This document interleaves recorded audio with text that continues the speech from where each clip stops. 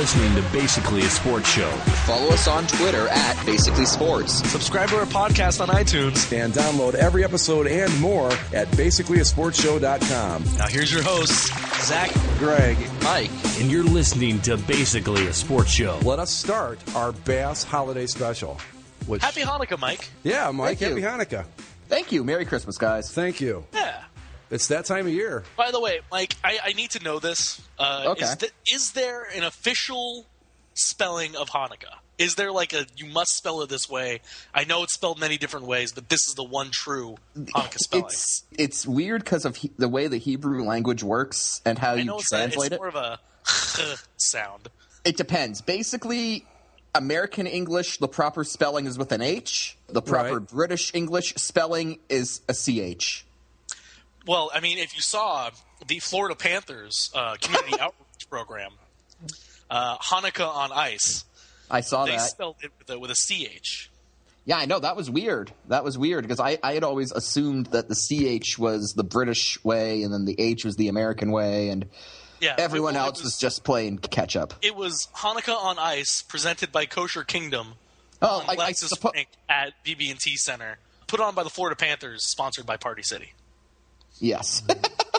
That was easy to keep track of. I can't imagine anyone would have had a problem with that. Personally, I like the CH spelling myself, so I hope that's okay. Yeah, that's what I would go with. If you want to be authentic, if you want to be authentically Hebrew, it's Hanukkah, and it's not really authentic unless you've actually gargled your own saliva. Hebrew does that sometimes. While we're talking about the holidays here, I learned this. Mike, you probably saw it too on cracked.com. That there's this common misconception out there that the Christmas holiday is actually derivative of a pagan holiday, and it turns out that's not actually the case. It was. Now let me see if I've got this straight, Mike. You can correct me if I'm wrong. The idea was back at the time that when a man died, it was something like 9 months after or 9 months before the date he was conceived, or something like that. But anyway, Jesus died on March 25th by the estimates back then, so they added 9 months, and that's where we got Christmas. That's how it happened, actually. Does that sound about right? It does. It does. That does fit in with the way that the medieval. That doesn't fit in with the medieval understanding of science. The confusion stems from the fact that there were a lot of pagan holidays in December. The winter solstice with the Norse, the Germanic pagans had their own holiday. Even the Romans had their own holiday. So, like, the fact that Christmas ended up following, basically what Greg said, it was a medieval guesstimate of when he was born. But the fact that it just so happened to coincide with a bunch of pagan holidays led people to jump to the conclusion that it was a co-opted pagan holiday. That did happen to a degree. Like, for example, if you celebrate Christmas in any of the Scandinavian countries, you still see a lot of traditions left over from the old pagan Norse winter solstice holidays, but that wasn't so much Christianity, co-opting anything as it was just a case of cultural assimilation and whatnot. I mean, as is with the case of most things concerning the Catholic Church, the truth is a lot more benign than the evil megalomaniac narrative that people tend to latch onto when they, quote-unquote, think they know history. Right. And now I'm done sounding snobbish. Okay. It's also just very convenient to have all of the shopping holidays at once. Right. Yeah, and then Hanukkah just so happened to be around that time of year, and then they made up Kwanzaa in the 70s, so it all just... Yeah, you know who actually made up Kwanzaa? A professor from Cal State Long Beach. Really? Yeah. Well, hey, look at that. So don't you always feel kind of bad though about that they had to make up Kwanzaa? I mean, I'm just nobody had to make up anything. Well, you know what I mean. I'm just pissed off that they stole the menorah. Well, it's not a menorah. It's like a. It is a candle holder. It is a candle holder, and we had the candle holder for thousands of years before Kwanzaa came along. Before there were Christmas lights, they put candles on Christmas trees. Yeah, I can't imagine that resulted in too many fires back in the day. No, of course not. Never.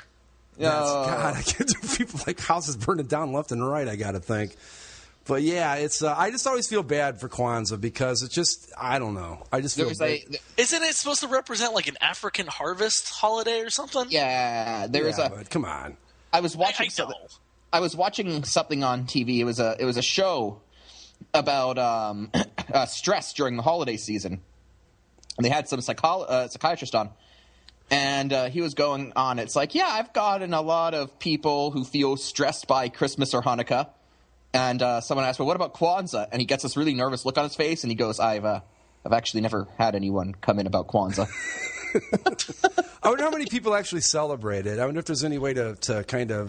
I remember there was a. But big... it's not like celebrated by a religion or anything. So it's No. not like you can just say there are 5 million Jews or whatever. Yeah. No, it's 60 million Christians or whatever. It's specifically an African American holiday, right? Right, and Yeah. but not all African Americans celebrate it. No, I remember there was a big story like years and years ago. You guys remember Kevin Weeks? Yeah. NHL goaltender? Yeah. Yeah, he was a black guy. I remember he was playing for the Tampa Bay Lightning at the time.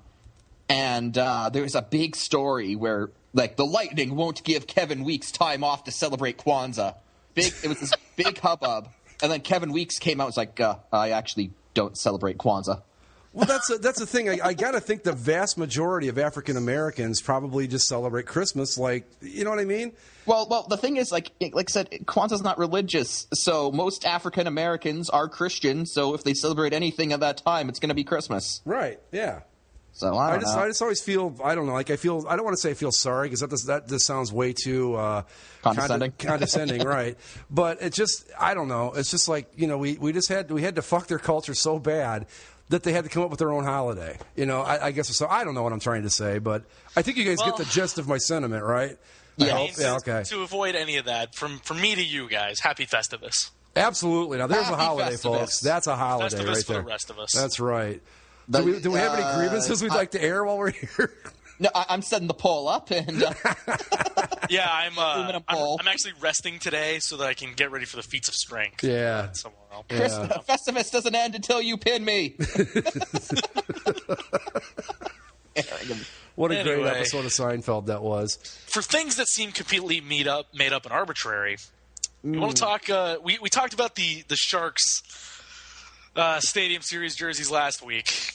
Well, the Kings released theirs the other day. Yeah, they sure did. The rumors were true. White pants. Yep. After Labor Day.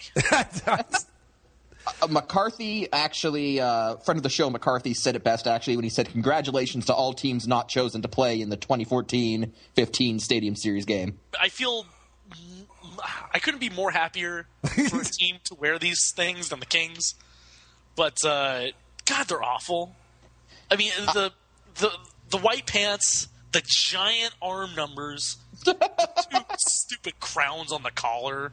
Yep. Come on. I'm trying to find another friend of the show, LMU, our friend Dennis. He also made a post on Facebook about it, which I think Zach, you even put in after Labor Day on the post, Yes. if I remember right. Yes. He put up, here it is. He just posted white pants, white effing pants, and then he put below that a picture of Will Smith crying from The Pursuit of Happiness. Just please help. Boy, those are bad, aren't they? They're Crowns pretty on bad. the collar. The crowns on the collar just seems like, you know, every now and then on the Kramer boards, you get someone who hasn't done a concept before, and they try a concept, and they're just like filling in random splotches on the template, and they're just sticking logos wherever they can like cram one in. That's and it's not even symmetrical. Why are the crowns only on one side of the collar? And why are they at that point on the collar? Yeah. Why aren't they like on either side of the NHL logo, or on the back of the collar, or on the wrist, or something? Like, that's just a completely arbitrary spot to toss these things. I hate that they're there in the first place because I'm a bitter person, but and I understand they're probably doing it because they're playing the Sharks and they want to Rub it in. up or something. I guess I don't know, but It's not hard to stir the Sharks up. All they have to do, they don't even have to say we've won 2 cups. They just have to, I don't know, maybe put something on the back that says like CN7 or something. I don't know. Just something to rub in last year's epic playoff collapse. And then, of course, they have the other problem that the Shark jersey do because they're the same thing, is that the stripes don't go all the way around to the back. No. And- It just makes it look so fucking amateur. Yeah, it's just somebody else said it best too, and you kind of mentioned it offhand there, Mike. Both these jerseys, seem like something that would have been laughed out of the concept forums on our boards. Well, that's If somebody made concepts with like, hey, look at these cool things, people would be like, that's stupid, don't do that. right. Like, there's a reason that only one NHL team in existence has worn white pants ever. And it didn't last the whole season. Yep, it only lasted halfway through the Caps' inaugural season. Midway through, they said this is stupid and stopped doing it. Well, you look at the full picture of the uniform, and I swear it looks like they're wearing pajamas to me. That's what it reminds me of when you see the whole set. Yeah, pajamas. Like, they're just this it's would be awful. okay. This would be okay for like a soccer uniform or a tennis outfit. Tennis. All white works in football. It does not work in hockey because inherently everything is already white. The boards are white. Also, the ice is white. The players are white. Right. If anyone's ever seen, everyone's ever paid close attention to a Red Wings game, I was going to also add the Hurricanes in there, but let's be honest, nobody watches the Hurricanes. But, if you've watched the Red Wings and you see their pants, you see sweat stains or just the precipitation from the ice, it gets on the red pants and you can notice obvious sweat stains or moisture stains. Yeah, swamp ass. Basically, that's going to be amplified tenfold on white pants. And I know this because it already happened before, and the team that did it realized it was stupid, and they stopped. Well, that and, I mean, you look at white goalie jerseys or white goalie pads. What happens to them after a certain point in time? Artis Urbe happens. I was just going to say Artis Urbe, yeah. The black puck scuffs them up. These are only a one-shot deal, though, right? This isn't going to be... Yeah, I saw the Sharks are going to wear them more than once. I hope the Kings wore their Stadium Series jerseys last year more than once, but I would hope that these don't. Like, they might... Maybe with the lighting might be different outside to where it's not as bad as it could be. Oh, no. But if they wear these things inside, it's going to look as bad as it possibly could look. Oh, it's going to look bad. It's going to look really bad. Oh, yeah. But, they could actually just go with the normal black pants with this, and it would be, better. But, golly, good Lord, those shoulder numbers are huge. Yeah, I know. Yes, sleeve numbers, actually. I wouldn't say not are. shoulder numbers. Those are sleeve numbers. They're like half the size of the back numbers, which, is too big. And it's really time to get rid of the home plate logo, guys. Come on, really? Yeah, it's their desperate attempt to make the Gretzky era logo, but not just go back to the Gretzky era logo. Right. They tried to combine all eras of their logos into one logo. That never works. Never works. It's the Gretzky colors with the Luc Robitaille crown with the Marcel Dion shield. Yep. All they needed to do was cram that sunglass-wearing lion in there somewhere, and it would have been complete. That'd be awesome. The sunglass-wearing lion. Now we're talking. Yeah, I mean, the other thing is, like, last year with the Stadium Series jerseys, there was a template, sure, but all the jerseys looked different. I don't know. I have it on authority that the Ducks ripped off the Minnesota North Stars. This is true. Yes. You know it's true, Zach. You know it's true. You just won't admit it. You just will not admit it. Yeah, it's I'm a truther. The big thing that bugs me about these is that, look, if you want a one-off jersey for a same series game, okay, but don't put two teams in the same template. It just looks lazy. It would have been so much better if they had said, Kings, Sharks, design your own special one-off uniforms. Yeah. Well, and you saw what Logan Couture said about the Sharks jerseys, right? Well, he said he wanted player feedback. Yeah, he wished that the players had a little more input into it. Which basically it's a thinly veiled. These are garbage. Why are we have to wear these things? Speaking of that, do you guys think that if players had more input on uniforms, that we would see less for stuff like this? I think sometimes it would be, depending on the sport, I think it would be even worse than what we have right now. It could be worse. I think the players should have some input because ultimately they're the people that are wearing them. Right. So they should have some say or part of the discussion to at least be included. But I mean, they shouldn't have final say or have the most influential say. But they should have some say. See, I think hockey players, I think that they're probably the most beholden to tradition out of the big four sports. Not some of the younger guys. Yeah? So some of the younger guys are going more much in the way that the All-Star game jerseys are going with the bright colors and designs like that with the piping and such. Yeah. Like if you play NHL 15 online and you see some of the jerseys some of these 12-year-olds create, like I already know that the white pants are going to look bad because I've seen 30,000 teams online that have gone in white pants because they think, oh, this is cool, bro. It's terrible. Yeah. I also play against kids in hot pink and all neon green, and ugh. I know. I remember when I was a kid, Rainbow vomit. I was about 12, I think, and I thought, and I have no idea why I thought this would look so cool, but this was back when the A's were still wearing like they had the yellow jersey and the green one and all that, and for some reason I had it in my head that I thought that their yellow jersey with denim blue pants would just be the coolest thing ever. So that gives you, that's the mind of a 12-year-old, folks. Now imagine how that would look today. Like denim, like blue jean pants, basically, with their yellow jerseys. I thought that would have been so cool when I was young. Yeah. Now, someone made this comparison. I want to see what you guys think. Is this going to be Chicago White Sox and shorts bad? The Kings? Yeah.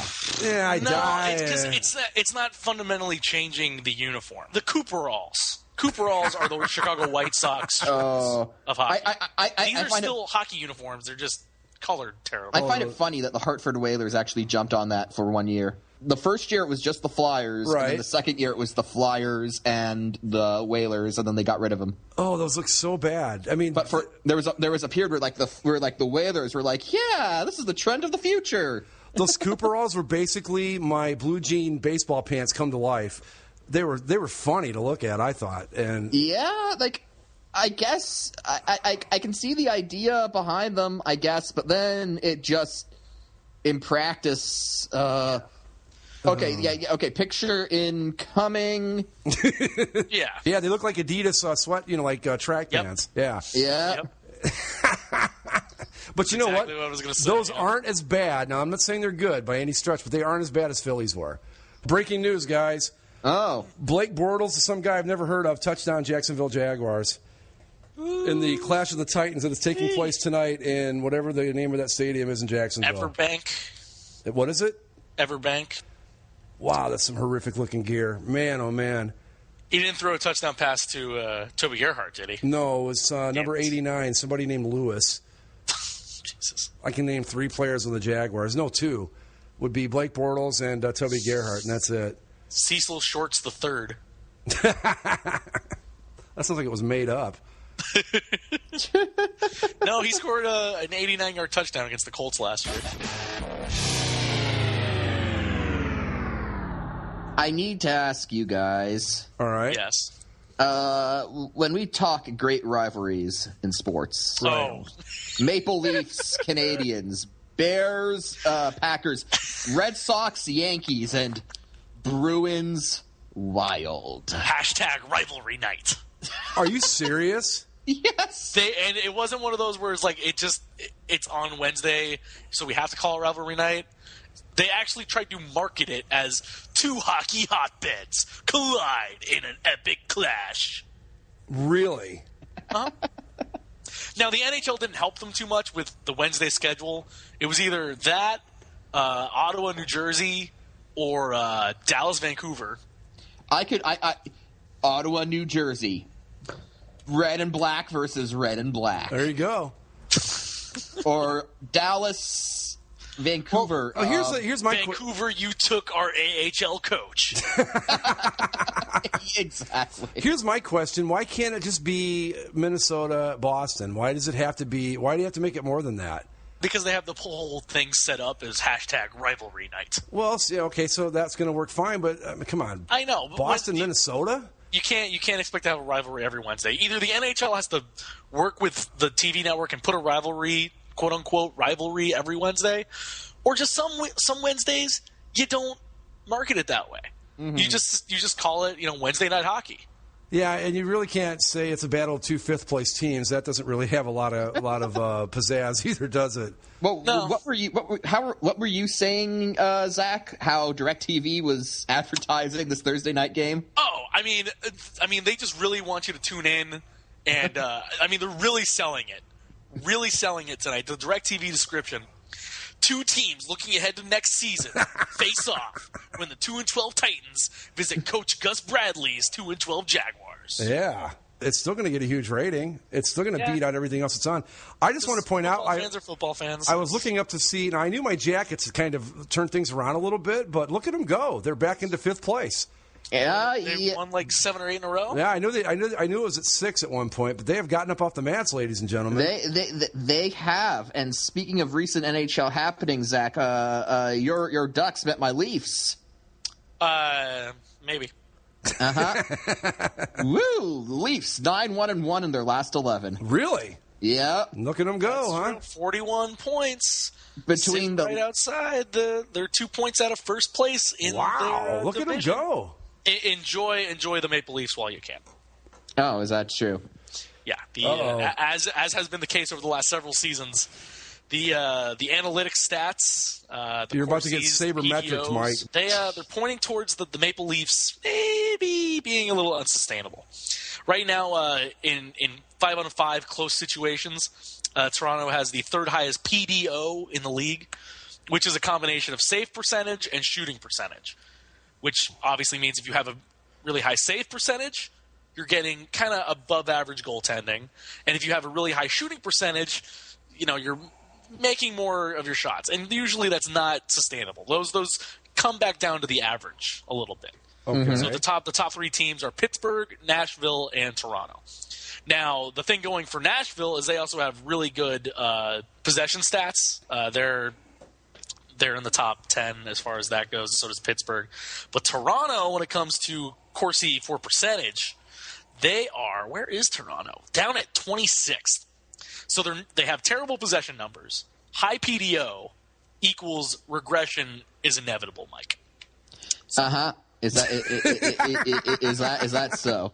Yeah, well, I mean, if you look at the Ducks, they're only 6th in PDO, but they're also where'd they go? They're 11th in Corsi for percentage, so it's a little better here for my Duckies. Well, first off, my team the Leafs just kicked the Ducks' ass 6-2. So you know what? That's my stat. Put that in your PDO and smoke it. Exactly. Yeah, well, the Ducks also beat the Kings in the regular season last year, and look how much that did them. This isn't math class, so put the calculator away. That's right. Yeah. Whatever, nerd. Look, his team is 9-1-1 in their last 11, so that's all you need to know. Yeah, but it's also, what day is it? December 18th? Yeah. Right. Is that the same as May or April? Oh. In our part of the country, pretty much, yeah. Yeah. Not a whole lot of difference. I don't know. The big surprise. Well, I'm surprised the Islanders are still holding in it. Nashville's the team I see regressing because it's all other goaltending. But it's a lot of their goaltending. And like I said, they have the 2nd highest close PDO in the league right now, 5-on-5. Which those are just letters. I will say this too. It means that in theory they're due for regression, but Pekka Rinne is the type of goalie that can keep that up for an entire season, and they're getting the goals. Like I thought they were going to have a lot of trouble because down the middle they're not really strong. I mean, Mike Ribeiro is their number 1 center. I mean, come on. Mm-hmm. But they're getting a lot of goals out of James Neal. Philip Forsberg has been a revelation there as a young player for them, and I don't know. They're scoring enough goals to stay in this thing for now. I will just say that when it comes to advanced stats and all that stuff, if someone had pulled out the advanced stats back in July last year, or say June, no one would have said the Kansas City Royals will win the American League. So there you go. Baseball's different. How so? Because the sabermetrics in baseball have time and again been proven wrong as being not correct. I mean, look at the Oakland A's, for God's sakes. Yeah. But over the last few years that the analytics have been used in hockey,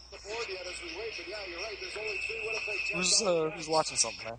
I don't know. The Winnipeg Jets are doing something, though. I don't know. Over the last several years in hockey, though. Sorry about that. I was pulling up a tab of my own for later. Well, as far as the analytics go in hockey over the last few years, they've kind of borne out the results as being pretty true. I mean, over the last few years, the best analytic teams have been the Blackhawks and the Kings and the Bruins.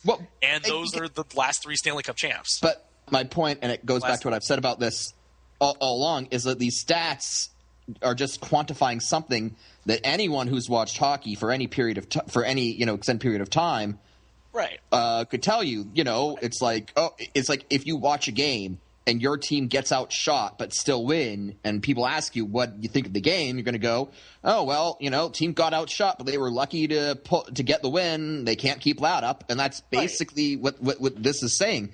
So that's my problem with it. People, the stats people try to bring this up as some new innovation when really it's just and I say this as someone who hosts a show on geek pop culture. This is a really nerdy way of redefining something we already knew.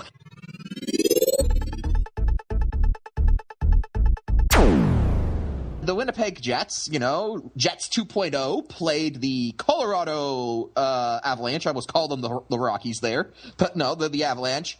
And Patrick Waugh attempted to pull his goalie with 13 minutes left in the third period. Oh, I love him so much. He's entertaining. What was the score when he decided to do that? I think they're only down by 1. Yeah. With 13 minutes left? Yeah, he just felt like he needed to tie the game then, rather than wait. Or he either really wanted to tie the game or just make it over quickly so he could just get on the plane or something. I don't know. Given how far, you want to talk about regression, just look at the Avalanche compared to last season. I think we all expected them to regress, but I didn't think we expected them to regress to this extent. And Dallas. But watching Colorado this season, and then you see that he tries to pull a goalie with 13 minutes left, you've got to think that the Patrick Waugh breakdown's coming. I just want to point out, too, I don't know if you guys listen to this show, but there's a certain podcast where this one idiot during their NHL preview said that he liked Colorado as his dark horse Stanley Conference or Stanley Cup Western Conference representative, yeah. Is this the same idiot who picked the Saints to go to the Super Bowl? Yeah, that would be the same guy, yeah. Mm-hmm. To be fair, I also picked the Saints to go to the Super Bowl. But you didn't pick the Avalanche. You didn't pick the Avalanche to represent the West. Well, I went with Minnesota, but still. The Saints are leading their division right now. Well, see, that's my point all along, is that our playoff predictions, they don't look as bad as people think they do. Because we know Tampa Bay was in the hunt. They were in the hunt, as we said they would be. Okay, the Saints are in the playoff hunt. So are the Falcons. It's, And the Panthers are right there, too. And the Panthers are right there, too, yeah. Derek Anderson leading the charge. Right. We said that the Panthers, while probably not be as good as last year, they'd still be in the hunt for a playoff spot. And lo and behold, there they are. That's what they should remarket the NFC as, like the NFC South, the closest division in football. How great is it going to be when Derek Anderson leads the Panthers to the playoffs? That's going to be the greatest thing ever. That is going to be so cool. At like what? I don't know what it's going to be. 6-7-1. They'd be I think if they win out, they'd be 7-8-1 to win the Division 1. Yeah, the Saints if Atlanta and Carolina win this week, they set up an NFC South title game next week. The showdown for all the marbles. It'll be great. But kind of back to the Avalanche and back to Patrick Waugh. I'm convinced we're going to see Patrick Waugh lose his shit. I think around February. If they don't pick things up by then. If you remember last year, he opened up the season by losing his shit and trying to against the Ducks. Yes, push a stanchion into Bruce Boudreau's forehead. He's been relatively calm since then. So he's due. Is basically what you're saying. He's due. Yeah. So I want to do a quick update from the halftime of the Clash of the Titans here. No pun intended. There was a shot where Rich Eisen and Deion Sanders and the Jaguars mascot were hitting golf balls off a platform onto the field. I don't know if they were trying to see if they could hit someone in the stands, which sounds like it would be easy to do, but when you look at the crowd, not so much. Anybody get what the hell that was all about? No. Oh, here go the Jaguars. Look out. Tabs. Oh, my goodness. What a play. Anyway, what about the Tabs? No, I said I was watching Ducks Habs. Oh, I'm sorry. Well, I completely derailed the whole program again. It's very similar to Zach's Tabs. It kind of is, yeah. Ducks Habs. Ducks Habs. Close enough.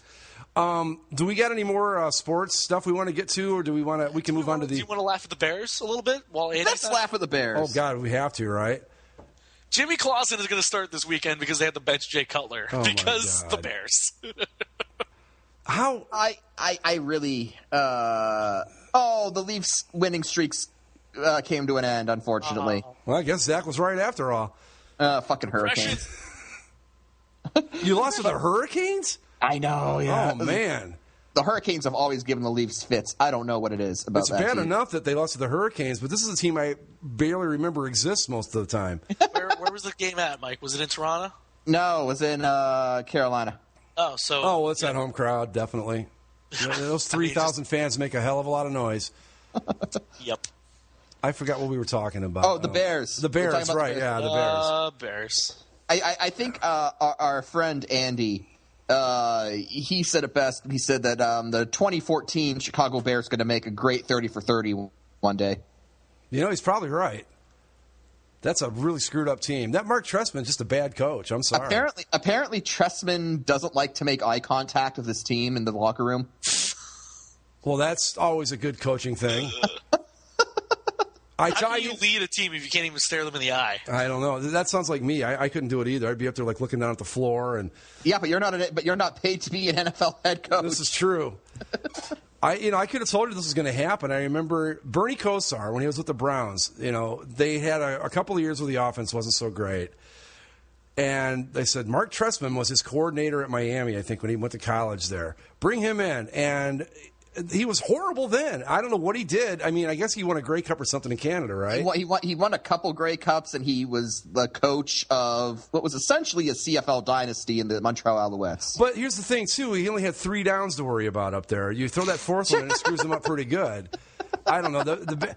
There's one prediction that I really missed on. I thought the Bears would be a playoff contender this year. I didn't think they would be like a division champion or anything, but I thought they would be in the hunt for a playoff spot. Oh, it's the rise of the They have the talent Lions. to, though. You know, they do. Like, there's no reason for this team to be as objectively terrible as it's been. That's what I said on the show on Tuesday. That don't be too discouraged, Bears fans, because they're not that far away from being good again. But they are. You know this team is, because I would not be in the least bit surprised if Cutler and like Brandon Marshall and anybody else that cost them money is cut this offseason. Well, that's why I think they're benching Cutler. I think it's because they think Clausen's better. I think they want to trade him, and they don't want to get him hurt in the last 2 games. I really do. Did they? I don't seem to remember Jimmy Clausen as being worth anyone's time.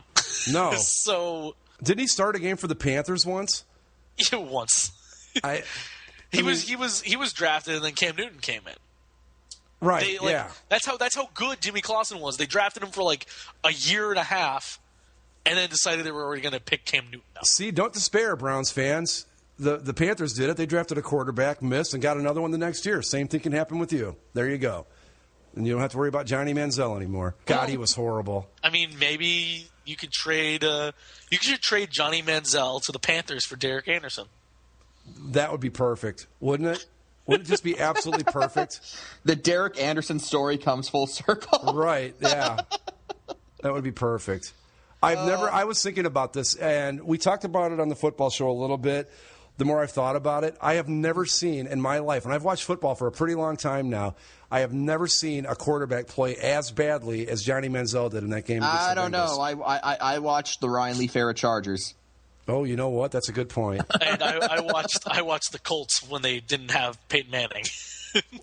Okay. Oh, that one season where they it looked like they picked Curtis some guy Painter? huffing.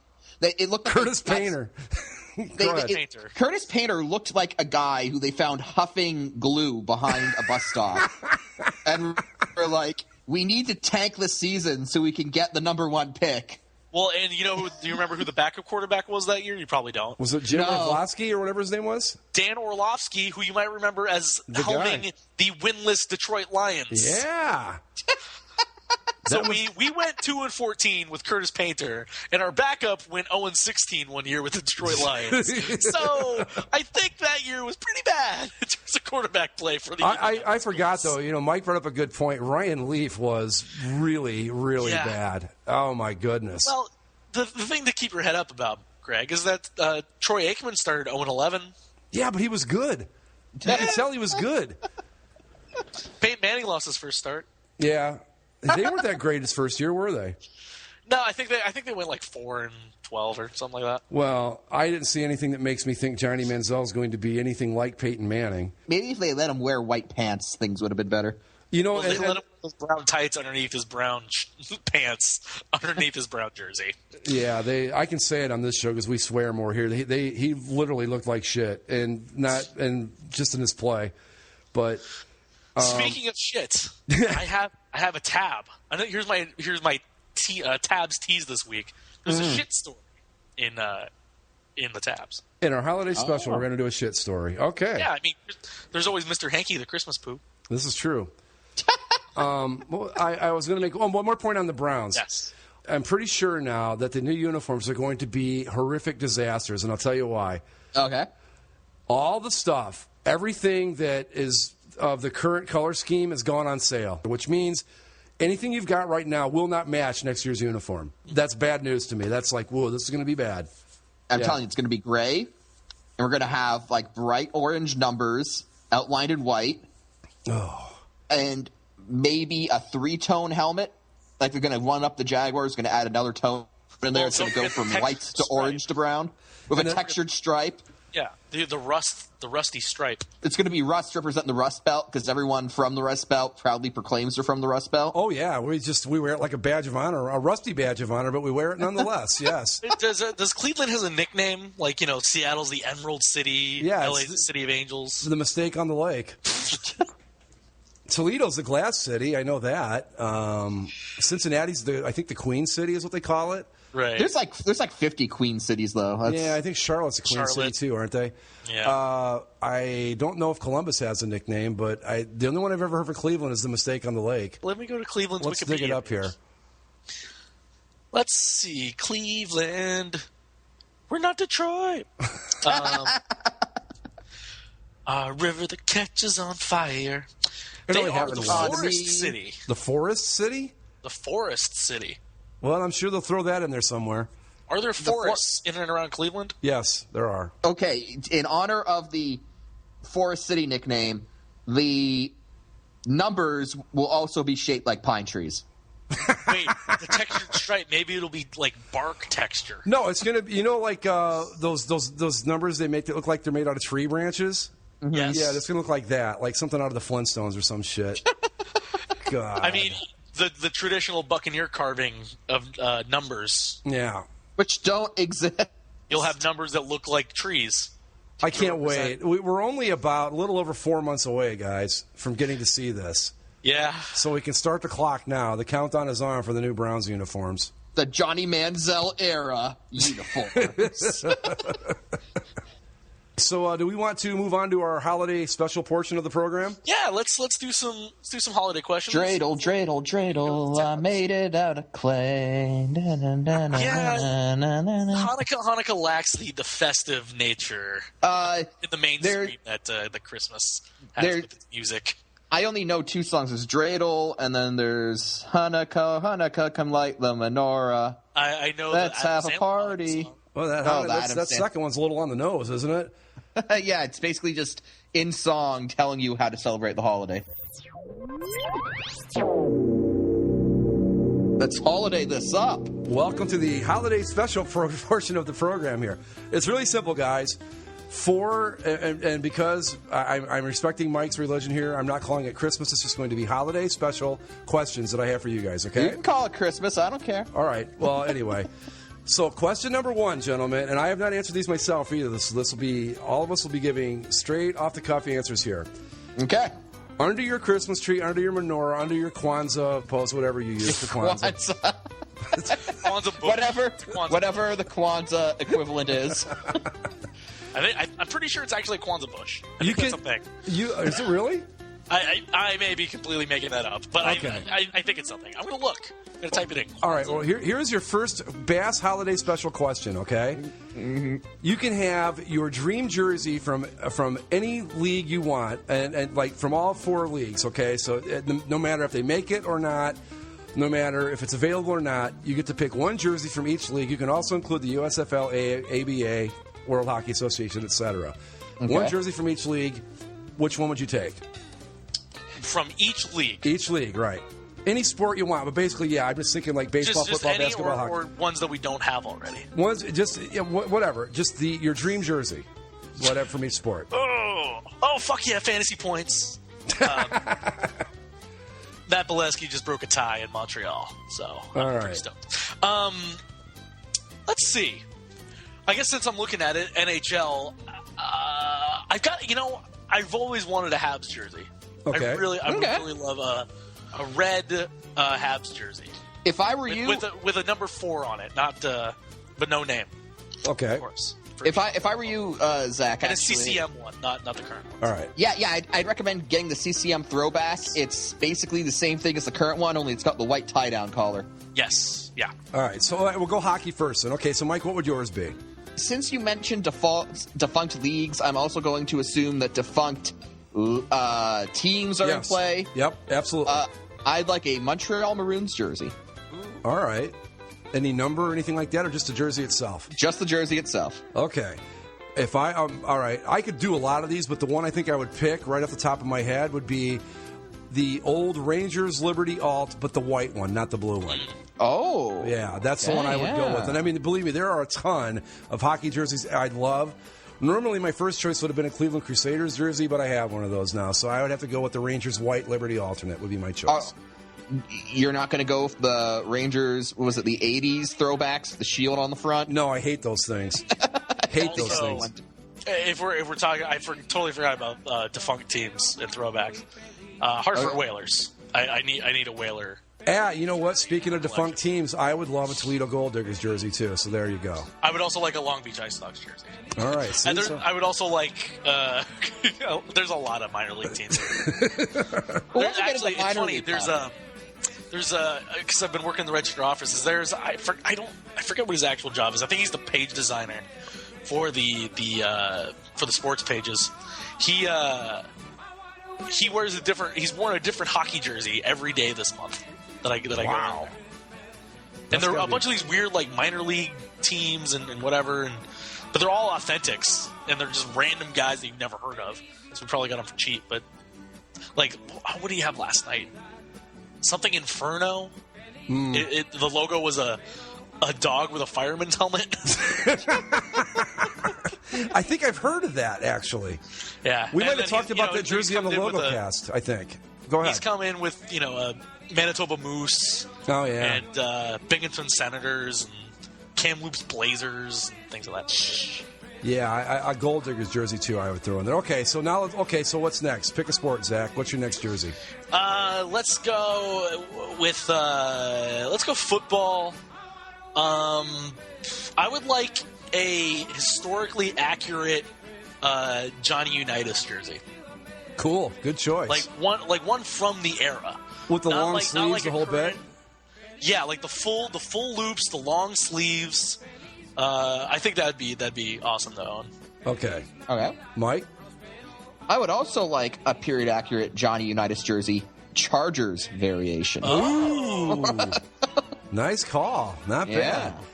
I'm going to go with, to the surprise of no one, I want an era authentic Los Angeles Rams blue and white jersey. There you go. The white one or the blue one? The white one. Okay, good. That was a number good 84 Jack Snow, authentic to the era Rams jersey. I would either want one of those, the Colts one, or a LA Rams blue and gold Jack Youngblood jersey. Well, that's a cool one, with the full name too. on the back. That's a cool one, because too. I always thought the full name on the back was pretty awesome. Yeah, because there was Jack, and who was the other Youngblood? There were two of them. I think, wasn't it Jack and John? Yeah, I think you're right. Yeah, full names? Yeah, they couldn't just put Jay Youngblood. Yeah, right. Yeah, that would be So that I have a Rams jersey. God, there's so many of those too, though, that I would go with. I would love a 1972 Dolphins jersey. I could go on and on. See, the thing is, I don't crave football jerseys in the same way that I do like a hockey jersey. Not because hockey's my favorite sport, but because football jerseys they're pieces of cloth with big numbers on them. Right, exactly. So there's not a whole lot of design that goes into a football jersey. Well, not only that, but I've noticed and if you try to over-design them, as we've seen with Tampa Bay or Jacksonville or anything like that, they tend to be worse off. I've got a bunch of football jerseys. I rarely ever wear them. I wear my hockey jerseys all the time. I wear the baseball jerseys sometimes. Football jerseys very rare. Yeah, Ohio well, State jerseys on game day, and that's about it. Like, when people wear hockey jerseys, I can take the argument of you're using them as like a sweatshirt or something. Yeah. Or just because they're comfortable. But football jerseys, anybody that you see when they're not at a football game and they're just out and about wearing a football jersey on any given day, they look kind of like slobs. And the thing is, too, is that if you're just going to wear it as a shirt, you've got to kind of wear it out of season. You got to wear it in the summer or something. So it kind of looks, you kind of like, okay, it's June, and you're walking around in your Tennessee Titans jersey. It doesn't look right, but but a Rams jersey for me. But I like Mike's Johnny United's Chargers jersey. That's pretty cool. Either that or a Hamilton Tigers gold alternate jersey from a few years back. All right. Okay. Bringing out the CFL. There you go. Well, Tigers or Ticats? Ticats. You said Tigers. Some fan you are, Mike. I was going to let him slide on that one. Get on the bandwagon as they go to the Grey Cup. Uh-huh. Although, you know what? I actually, now that I think about it, a Birmingham Americans from the old World Football League jersey would be pretty cool, too. And some USFL jerseys. You're not gonna go with the Red Blacks? I can get one of those now. I'm talking about one that you just can't find anywhere. Well, I mean, if you're getting a Red Blacks jersey, you got to get the one with the plaid on the sleeve. Absolutely. All right, so what's next? Go ahead. We're down to baseball and basketball, or any other sport. But baseball. Baseball. What would I get for baseball? This is an easy one for me, but I'll let you go first. Well, then you go for it, then. I would have to have a Seattle Pilots jersey. Yeah? Yeah, absolutely. Seattle Pilots would be awesome. I think you can still get those, too, with those Mitchell and Ness jerseys that are, thousands of dollars. Right. Yeah, but a Pilots jersey would be awesome. Or a green Reggie Jackson A's jersey from when he wore number 9 with the A's. That would be cool, too. I'm trying to think, because usually when I think of baseball, I'm more to like things to buy and wear. I think of hats more than jerseys. Geez, I don't know. Maybe like 70s Pirates. Okay. Like a gold 70s Pirates pullover. All right. That's a cool choice. Either that or I've always wanted, because they sell the replicas of these things because the Angels have worn the throwbacks, but the replicas aren't right. No, they're not. Like the patches and stuff, or like the letter spacing. So I want an accurate Nolan Ryan 1975 California Angels jersey. That'd be cool too. Yeah, Mike. I put some thought into this. All right. Okay. St. Louis Browns. Nice. Jersey. Good call. That would be cool. Browns. Yeah. Not bad. All right. You know another or I thought I just popped in my head too. Montreal Expos. Oh God, yeah, absolutely. And one of the road jerseys with the Montreal on him. Yeah, no, the road jerseys were nice. He fleur-de-lis in place of the apostrophe or accent. I thought about going with that one, but the more I thought about it, I figured there's probably still a few stores in Montreal where I could pick one of those up. But are you talking the Montreal, like the Gary Carter era jerseys, or the Vlad Guerrero jerseys? Vlad Guerrero. Yeah, that would be cool. Because I know you can still buy the Carter, like Andre Dawson era jerseys. You can still get those on MLB.com. Yeah, the ones with like the racing stripe and the logo on the front. Right. Yeah. Mm-hmm. Yeah. No, I want the Vlad Guerrero, Pedro Martinez, cool road jersey. Good choice. Yeah. All right. And now we're down to, either do we want to do basketball or just randoms? Either one. It's up to you. Because basketball...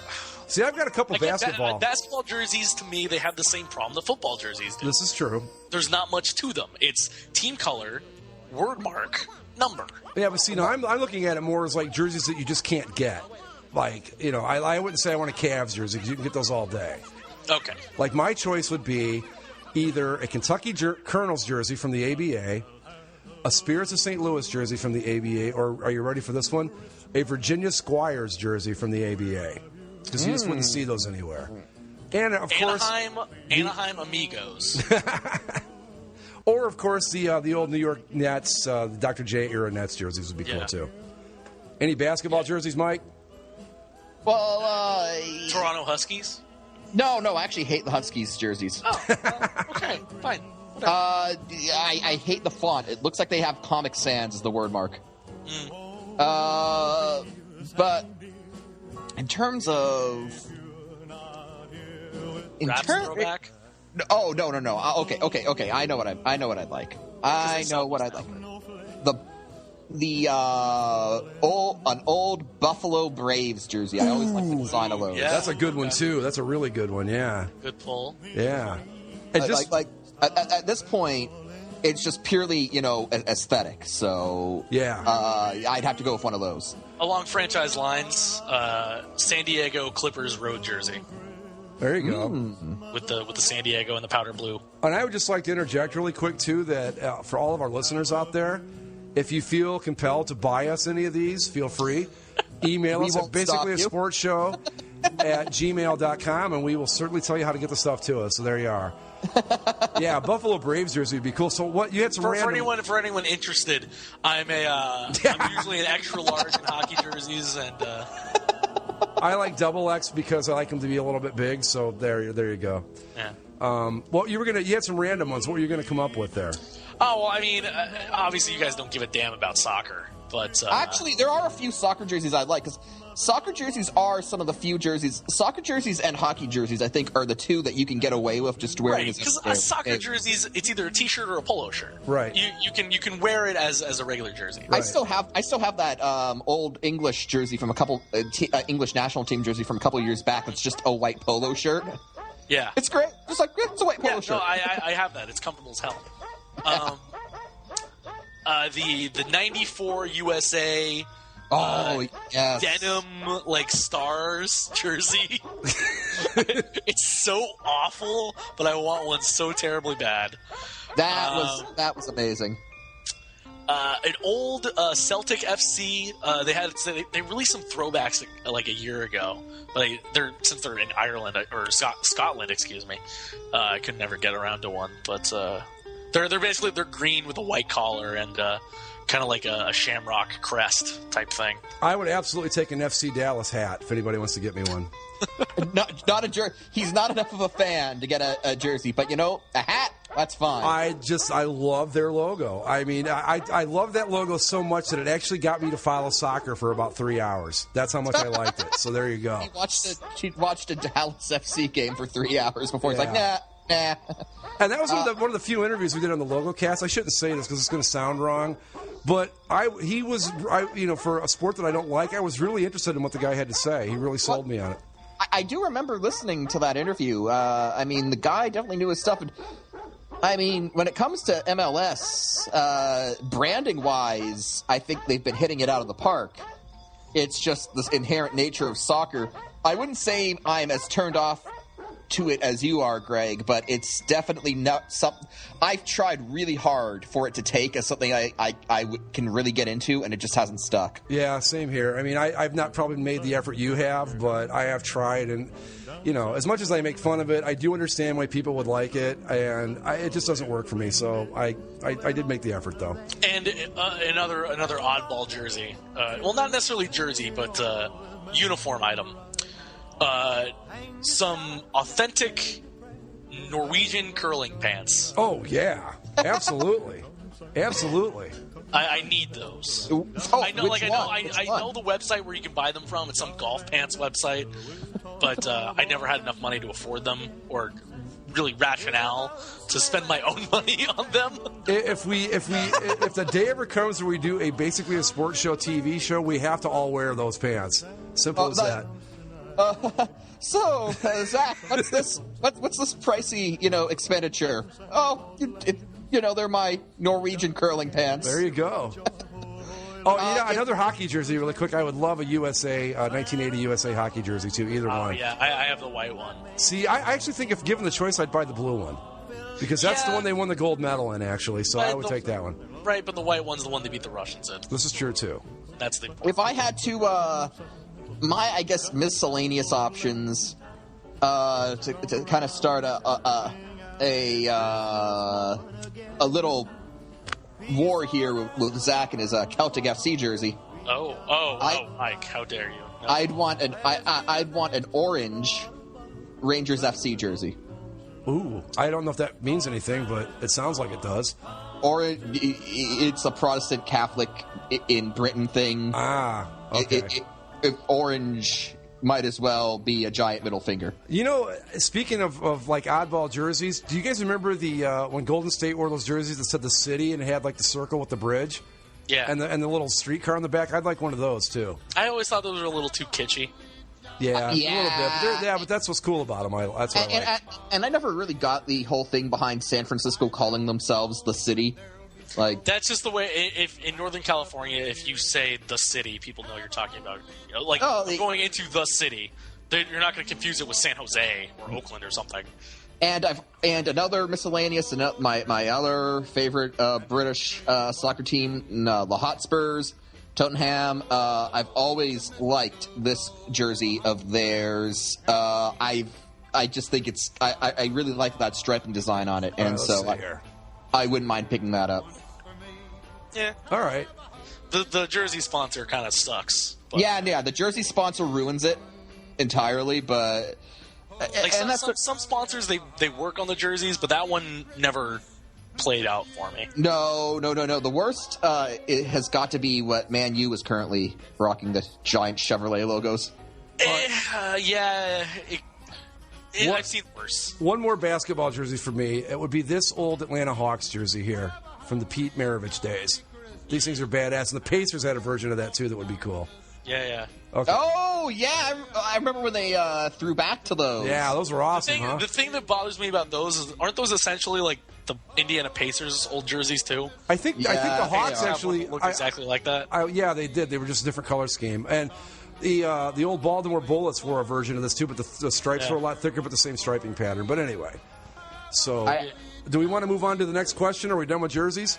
Yeah, I think we've gone through jerseys. Okay, here we go. Now, this is a little bit better. This is a little more fun. You are granted a holiday wish where you get to play one season in any sport for any team. Who do you choose? Oh, in any season too. It can be like 1948, this year, whatever. So go ahead. It's 2007 Stanley Cup champion Anaheim Ducks. All right. I don't know if that's like a question. Okay, well let's expand it to all four sports. Okay, so you've got the Ducks, obviously. If you could play on one baseball team, 2002 Angels, I'm assuming. You know what? No. No. You don't want to be there on the field as you deny Barry Bonds the street legitimacy. Well, I mean, obviously, the championship. But if I'm thinking in terms of like the full season, and that sweet World Series ring they came out with. Okay, go ahead. I don't know. Actually, I was going to say like the 95 California Angels. Okay. But that was the team that blew it to the Mariners. Great uniforms, though. Oh, no, they weren't wearing the periwinkle yet at that point, right? No. Yeah. No, they were wearing... Those were like the Angels in the outfield. Yeah, right. Which everyone always gushes over, but I kind of find them generic. They're very generic, but I think they're nice. I like the color scheme and I like the hat an awful lot, but it's the rest of it's a little Red Sox derivative for my taste. It's a good uniform, but I grew up with that CA logo, and that was always one of my favorites. Yeah, in terms of like the older logos. Yeah, I don't know. I mean, I guess the default again would probably just be the Championship Angels, but I would have to think about it a little harder. Mike. Hockey, the 1993 Toronto Maple Leafs. I think if they had me in net, we would have gotten past them into the Stanley Cup Finals. You're thinking the same way I am. And this is going to be weird considering that I'm a huge baseball fan. I would want to play goalie for the Rangers, 94 Rangers. Take Mike Richter's place, yeah. Take Mike Richter's place. Yep. Throw me in the net, man. I also if we're going to go something like that, I'd like to be probably play in net for the 1980 USA hockey team. How about that? Oh, not me, man. I don't want to get pelted by like 85 Russian shots. No way. I mean, I'd be good, but I'm not Jim Craig good. We'd end up losing like 8-3 if it was me. I'd be freaking out. Let's see what else. In baseball, like to play on the 93 Blue Jays. All right, mine. This is going to be a little strange too. The 69 Mets. Okay, yeah. That was the Miracle Mets, right? Yep. Mm-hmm. Not the worst team of all time Mets. No, that was the 62, I think, Mets. Yeah. Yeah, I'd be the catcher for the 69 Mets. I think that would be fun. I'd like to play first base for the 85 Red Sox. The Red Sox? The 85 Red Sox. Oh, you mean the 86 Red Sox? Whatever. Yeah. The Bill Red Sox. I think I'd close that one out. And then maybe they wouldn't be such dicks today. Maybe the Red Sox fans wouldn't be such douchebags. Really. They win it in 85. They all chill out. Yeah. Yeah, you know what? I never thought about that. I mean, they blame Buckner for that. It's his fault. He stops that ball. Well, actually, that would have been tied, I think, at that point. But still, if they win that game and win the World Series, none of this happens. And we're not even dealing with those. Field for the 2003 Cubs. Let's see. I had a good one. Just slipped my mind. Oh, come back to me. Oh, and I'd play quarterback for I guess right field for the 2012 Texas Rangers. Okay. Well, what was the David Freese year? Was that 2012 or 2015? 11. Oh, 2011? Yeah. I'd make that right field catch, Nelson Cruz. Okay, I know. I'd say current year. It could really be any year, but so I'm just going to say current year for the sake of the question. St. Louis Cardinals. And here's the catch. I'm actually short hair, clean shaven right now. But you see my Skype picture? Yeah. That's what I'd, grow out my hair, grow out my beard on the Cardinals, and I completely destroy the classy Cardinals mystique. Like half my jersey would be untucked in the outfield. I'd like hawk up loogies, spit it on the field, middle of the game. Just complete embarrassment to the franchise, and just tear down that wall of classiness. Would you wear your sunglasses on the field all the time too, like that? I'd wear my sunglasses on the field, and I'd flip off Bosnians. I'd flip off all the Bosnians in the crowd. All right. All right. We ready to move on to the next question? Yes. Okay. Yeah. Or my disclaimer. Disclaimer. I have nothing against Bosnia or the Bosnian people. Just because it'd be fun. The 2000 Lakers.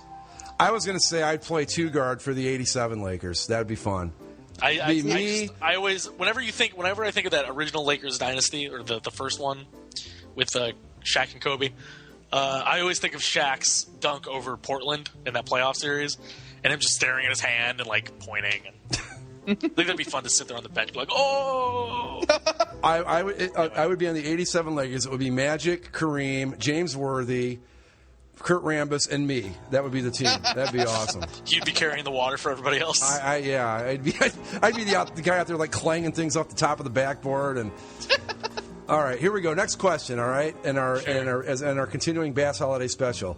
If you could have any piece of sports memorabilia under your Christmas tree, what would it be? If we could have any what?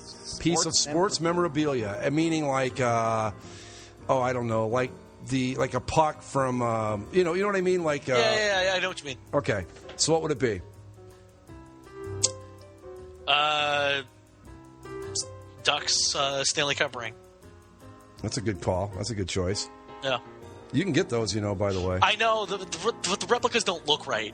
Yeah, like, I know. I mean, if there was a way to get like a legitimate Stanley Cup ring. Yeah, you can. You just got to come up with about $20,000. Yeah, well, Mike, the baseball Joe Carter hit to win the 1993 World Series with the Blue Jays. That's a good one. That's a really good one. I would probably go with Hank Aaron's 715th home run ball. yeah. Yeah, that would be the one I would take, I think. Okay. Or back up Pete Rose's gambling stubs. Those are going to be in the Hall of Fame someday. Wow, let me think if I could. Steve Bartman's headphones. There you go. If I could go with like a World Series ring or a championship ring, what would I take? I'll tell you what, I really. One. Yeah, but I'm just talking like for just sheer aesthetic quality. I really like the Pittsburgh Steelers, the one they won their 5th Super Bowl. That's a really cool looking ring. I wouldn't mind having one of those. Was that Super Bowl extra large? Yeah.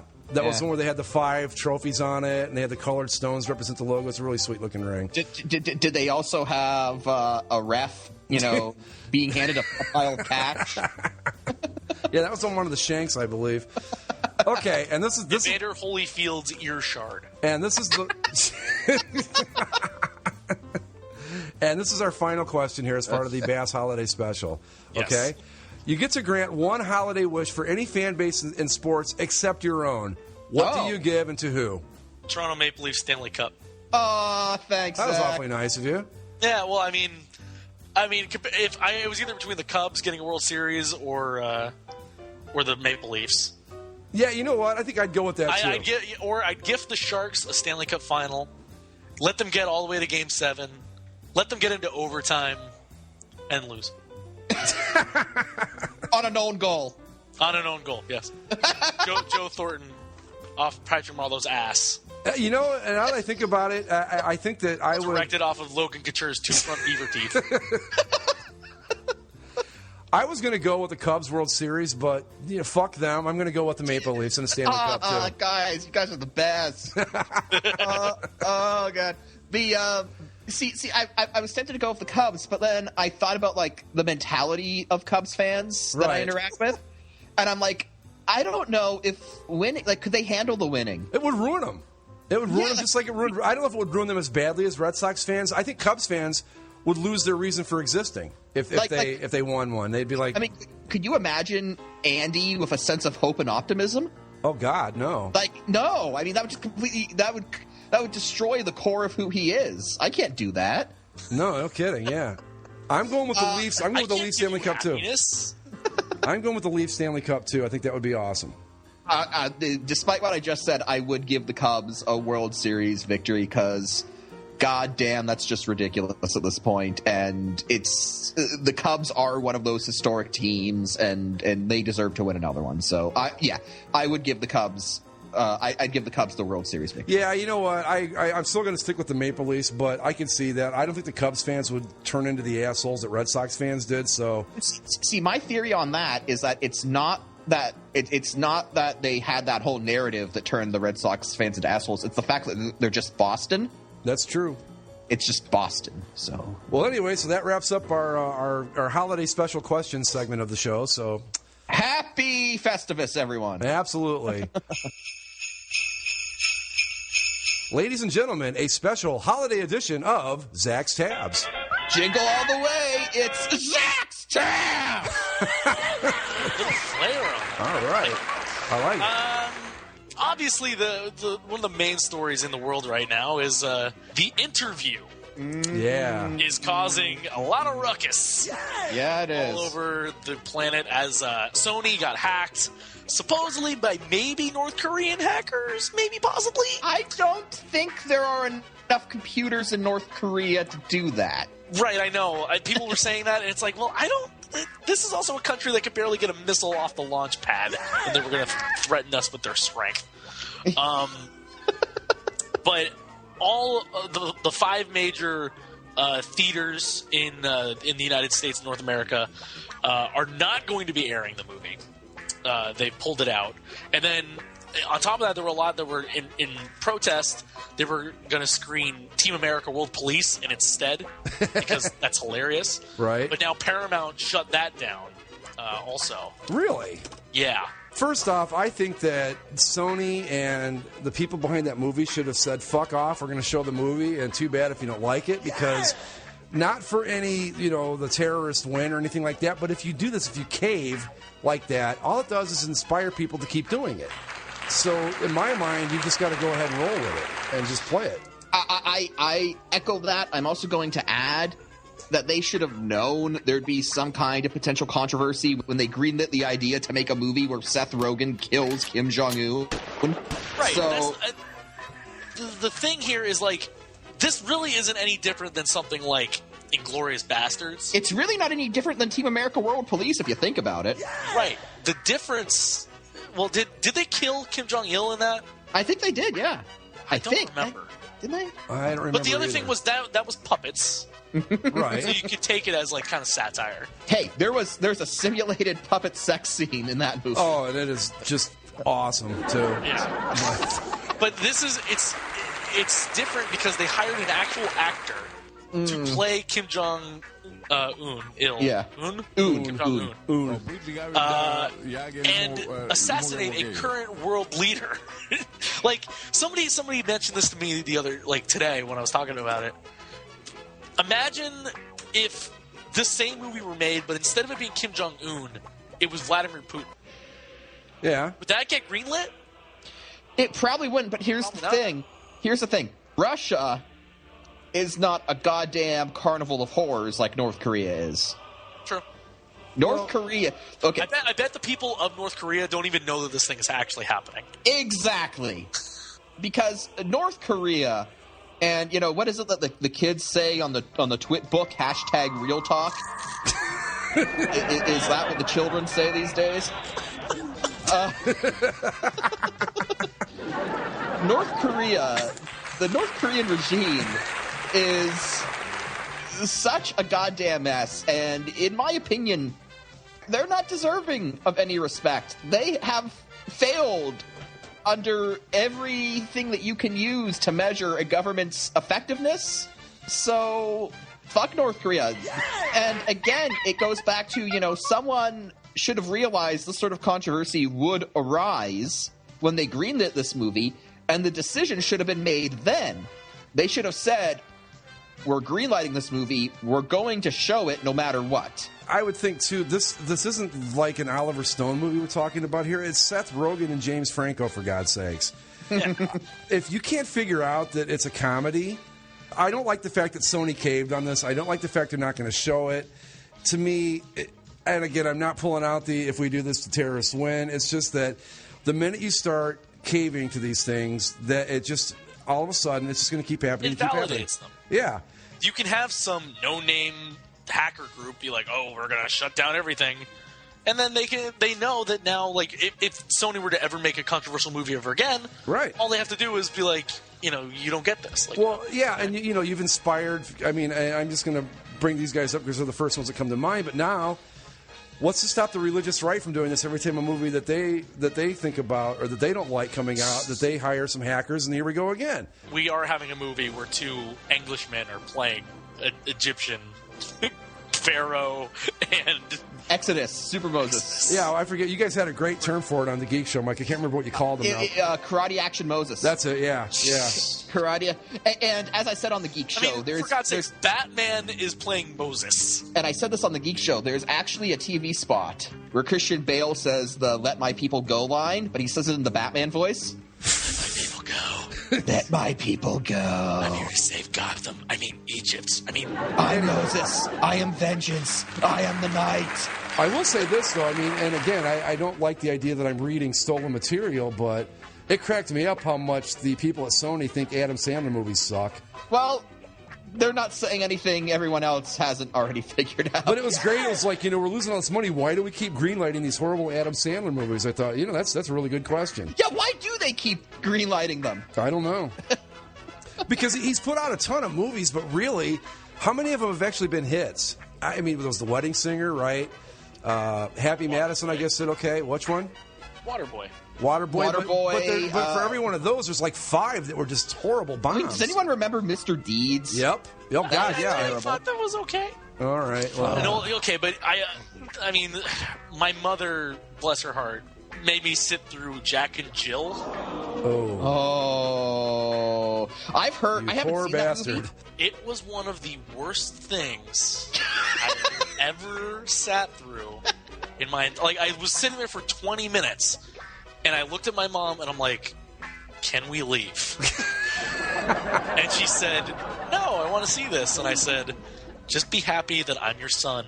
Otherwise, this would be considered torture." Now, I haven't seen that movie. I've heard, Zach, and you can confirm this if it's true or not, I've heard that the movie doesn't actually have a plot. Yeah. There is there's no real narrative. It's just a bunch of scenes. It wouldn't surprise me. Yeah, it's in there.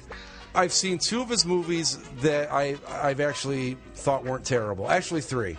I thought The Wedding Singer was okay. What was it, Spanglish, I think it was called?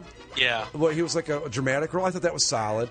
And the one that gets panned a lot, and I mean, granted, it's not The Godfather or anything, but I thought that, what was it called, Funny People? I thought wasn't half bad.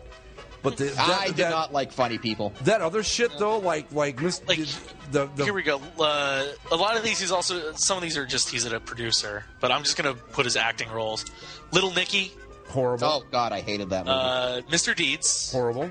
I thought that was fine. Yeah, well, you have no comedic taste whatsoever. That's incorrect. Punch Drunk Love. Yeah, I'll let you bury yourself on this one. Go ahead. Punch Drunk Love, I think I saw that, too. 8 Crazy Nights, one of the few Hanukkah movies. Oh, I hated that movie. Yeah? I hated 8 Crazy Nights. I actually like this movie, Anger Management, with Jack Nicholson. Okay, I didn't see that one. It was actually decent. What was the one he was in with, he was the 9/11 survivor. His family got killed in 9/11. What was the name of that one? Jeez, I don't know. Reign Over Me. Oh. That was bad. 50 First Dates, The Longest Yard remake. Oh, God. Which was fine. Click, which, yeah. Reign Over Me. I Now Pronounce You Chuck and Larry. I saw that one. That was... It wasn't horrible, I'll admit. It wasn't bad. Yeah, it wasn't You Don't horrible. Mess with the Zohan. That was a bomb, if I remember right. Yeah, it was okay. Grown Ups. Just Go With It. Jack and Jill. Oh God. Grown Ups 2. That's My Boy. The point being is that, what do you figure he's got, like a 33% success rate where they're actually bona fide hits? You know, maybe. If that was us three doing these movies, we would have never gotten that far. Because the thing is, though, when he had all that success early on, right, he's going to get paid a lot of money to keep doing stuff. But every once in a while, he'll make a halfway decent one, and people will be like, "Oh, well, okay." Yeah, I just think they're giving him a lot more chances than he deserves. But anyway, what's next? There were some baseball trades, going around. Matt Kemp was traded to the Padres at the winter meetings. Right. Of the Dodgers. Today, it turns out, that trade might not go through. He's got some Matt health Kemp issues. has arthritic hips. Yes. Really? Yep. Yeah. As a 30-year-old. What do you guys think of John Lester signing with the Cubs? Kind of predictable. You know that their World Series odds dropped from 50-1 to 12-1 after that signing. I mean, well, do you know one of their supposed recruitment tactics to him? To put the do you remember that? Well, do you remember that? I think it was MLB The Show commercial. Yep. Where they had the Cubs winning the World Series. Yep.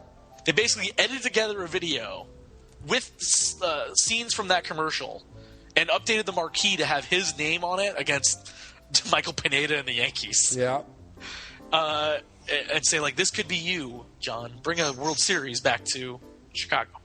I think the Cubs they're headed in the right direction. I don't know they're going to win it this year, and I don't know that John Lester's enough to drop your odds from 50-1 to 12-1, but I think it's a good move for the Cubs. I like it. I'm not sure if they ever really have a chance so long as Clark the Cubs a thing. Quick update from Jacksonville, guys. The Jacksonville Jaguars are leading the Tennessee Titans 21-13 with about 2.5 minutes to go. Hey, hold on. Let me go to the Gamecast. I need to see some statistics here. The Titans looks like they are in the driver's seat to draft Marcus Mariota, which will raise my irrational confidence to new levels. What about year. the Toby Buccaneers? Gerhardt scored a touchdown. Yes, he did. Yes. All right, good for you. Right. Fantasy football championship game. Engage. What about the Buccaneers, though? Aren't they in the discussion? Yeah, I suppose, but I wanted to go to the Titans. What is it with you and the Titans? I'm legitimately curious. I don't know. Yeah, I really can't explain it. I just always have this irrational confidence with the Titans. I can't explain it. I thought Jake Locker was going to be a great quarterback, and I'm not sold on Charlie Whitehurst, but it's like that thing with the Jets. I can't explain it. Okay. Anyway, I got no good explanation for you. I'm sorry. The last thing I have here, this is the tease, waiting until all the way to the end of the show. All right, well done. Regarding just shit in general. So, do you guys know the card game Cards Against Humanity? Yes, I do. A couple weeks ago on Black Friday, Cards Against Humanity ran a special thing where people could order some bullshit. a lot of people ordered it. They thought, oh, well, it's only $6. And they thought it'd be funny because Cards Against Humanity, it's kind of tongue-in-cheek like that, where it's like, you're just going to order some old bullshit. And it's like, I wonder what it could be. It could be anything, right? Well, those people received their boxes last week. And guess what was inside? I think I know where this is headed. Bullshit. Actual bullshit. Bull turd. Bull feces. Nice. 30,000 people ordered a $6 box of bullshit. They literally did what American capitalism has been striving to achieve for centuries. Having people spend money on shit. Shit. On anything. It's the dream. It's the American dream when you get right down to it. Truly is. So, hopefully I didn't spoil anyone's Christmas, but if you see a small square box from Cards Against Humanity, yes, and you open it up, there's going to be some bullshit inside. How much do they? So that's let's see. That's 30,000 people times how much? $6. $6. Mm-hmm. It's 180 grand, right? Yeah. So they sold. They literally sold shit and made $180,000 on it. Yeah. That is absolutely brilliant. 30,000 was the limit. They put a limit on it, so they sold out of bullshit. The overhead cost probably was next to nothing. They probably just sent some guy out to a farm. Right? Yeah. Hey, can we get some of this bullshit? Sure. Yeah. Whatever. Sure, man. I guess. Really? Okay, funny, sure. Like, the story I have, it posted a video of the guy opening the box, and he's like, "Oh, well, maybe it's something funny where there's something inside." So he picks it up and breaks it in half. Nah, still bullshit. Wow. there's he nothing touched inside. it. Wow. Well, it's dry. It's still. They made $180,000 literally selling shit. Yeah. Yes. You gotta love it. Only in America. Only in America. But yeah, that's what I got. All right. Anyway, so Mike, explain the situation with Basically a Geek Show so that I don't have to. Okay, so we're gonna get episodes 43 and 44 out. The problem is that Jack's Audacity has taken a shit, as he so eloquently put it, and so we're going to take 2 weeks off. For one to get caught up on all of that, and 2 for the holidays, so that when we start the new year, we can, start off fresh on a fresh schedule, no backlog, and just, hit the ground running. Should I explain that Audacity is a program, or should I just leave it that it sounds like Jack's Audacity had a problem?